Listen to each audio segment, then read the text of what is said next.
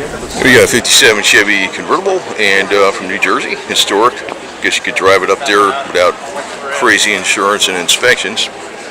And I remember they used to have those type of bumpers on them all the time. You didn't see them. Well, it's a restoration, so the tits or whatever you want to call those things. He's got aftermarket wheels, but they're very much in vogue with the car because it's 5-spoke aftermarket wheels. And interior match is really flawless to the body color, man. Look at the body color and look at the interior. It's like really good match. It's kind of like a silverish white. That's good because it's not too white. Because look at the gauge package on that thing, man. It's got all the aftermarket gauges that fit right in there. Miles per hour, RPMs. So you got your volts, temperature, oil pressure, RPMs and miles all in that gauge, and you got your fuel and your temperature. So it's got it all integrated right into the dash, power brakes. Just pop the hood on it, so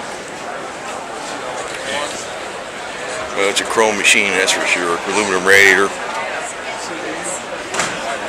air conditioning, aftermarket air conditioning. Plenty of room under this hood.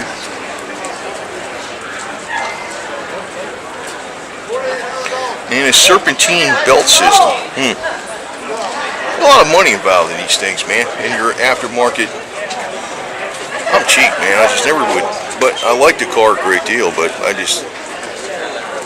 be buying land, houses, or land, buildings, and guns. Cars, but you know what I mean. Sweet. And it's cool with the fold down. Oh, it's not a fold down armrest. It's got like a little armrest console package there in the bench seat. And no seat belts. Didn't have them 57. There's a little AC on the bottom. Bel Air. Tilt wheel. Clock.